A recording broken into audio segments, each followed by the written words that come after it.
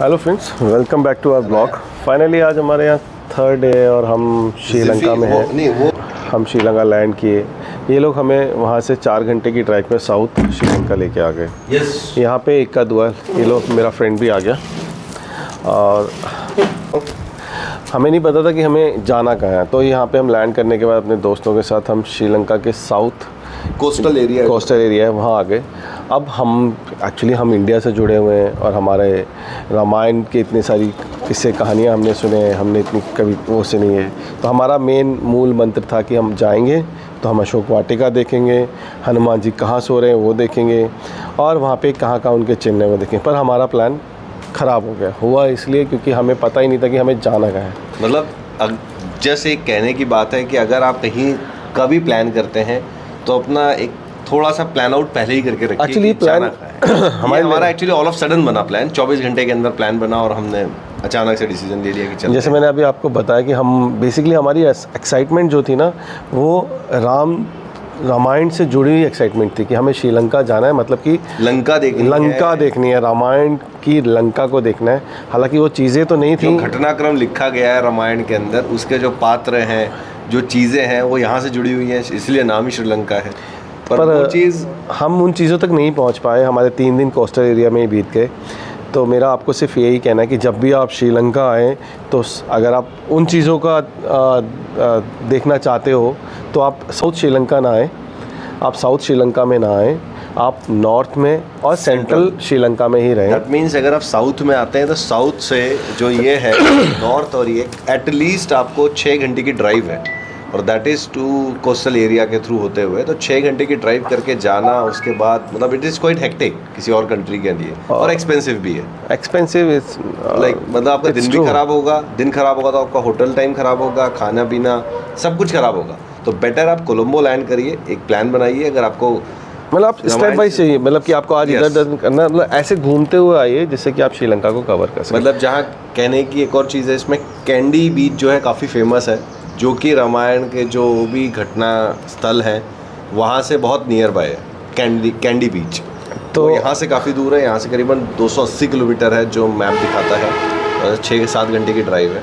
तो आप plan purposely करिए कि आपको उस चीज़ को देखने जाना है तो कोलंबो लैंड करके प्री बुक करिए टैक्सीज, बेटर कैंडी बीच पे रुकिए, कैंडी बीच भी मिल जाएगा आपको और थोड़ा सा यहाँ पे ये तो हमारे जो कहाँ जाना चाहिए, कैसे जाना चाहिए, वो आपको प्लान कैसे करना है वो हमने आपसे डिस्कस किया। पर यहाँ का मौसम का अगर बताऊँ, सुबह शाम यहाँ पे ठंड है, ये भी अच्छा मौसम दिसंबर के महीने में, और दोपहर में गर्मी है। तो आप बहुत ज़्यादा हैवी क्लोथ्स ना लेके आएँ, कपड़े ना लेके आएँ। श्रीलंका थोड़ा स्वेटी, मतलब वो चिपचिपापन रहता है और स्वेटिंग ज़्यादा होती है।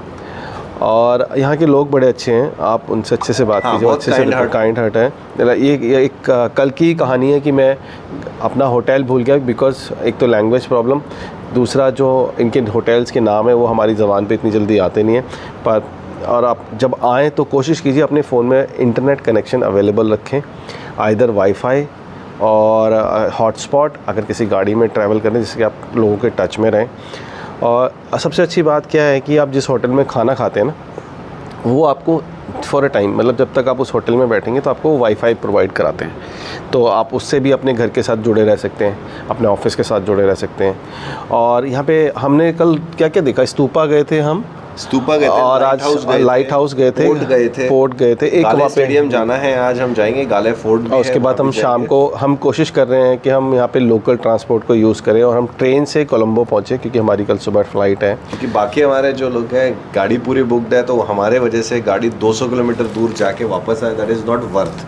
तो बेटर है हम 2 लोग अपने लिए एक लोकल ट्रांसपोर्ट भी आपको दिखाने के लिए हम एक्सप्लोर करना चाहते हैं। और तो भाई जाएंगे। और अब हम बात करते हैं खाने की। तो खाने में आपको यहाँ रोटी मिलेगी, but not a Indian style roti.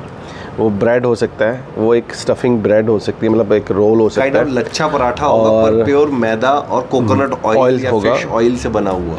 Not ऐसे नहीं कि वो आपको लच्छा पराठा मिलेगा, तंदूरी रोटी मिलेगी, या फिर वो गेहूं से बनी आटे की रोटी बनेगी।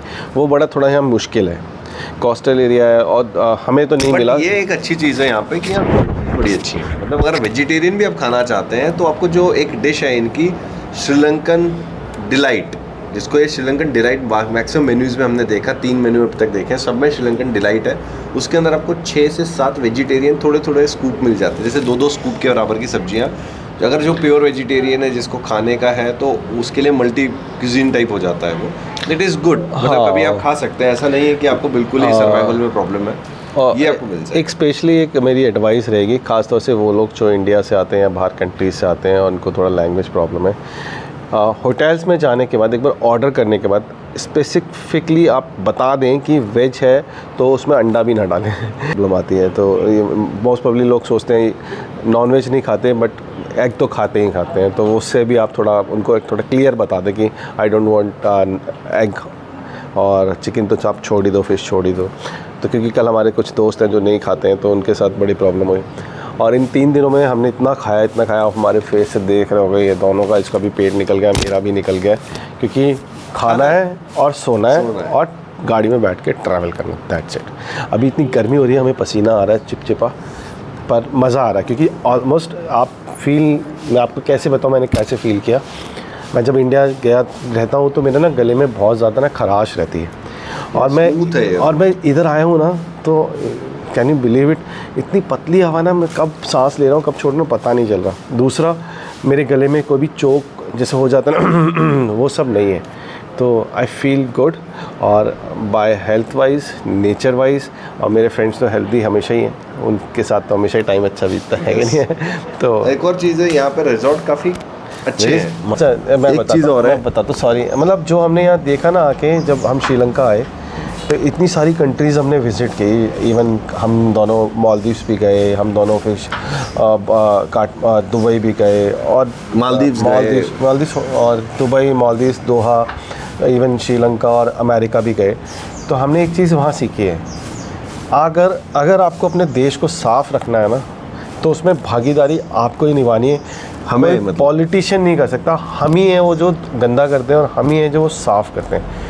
क्योंकि ये चीज़ एक्चुअली पता नहीं चलती जब तक आप देखो ना, क्योंकि ये श्रीलंका हमने देखा, हमें लगा चलो कोस्टल एरिया है, मछुआरों वाला एरिया है थोड़ा, but no doubt beaches super clean, beaches के साइड रोड हैं उसमें भी गंदगी नहीं मिली। I don't know how they are doing it.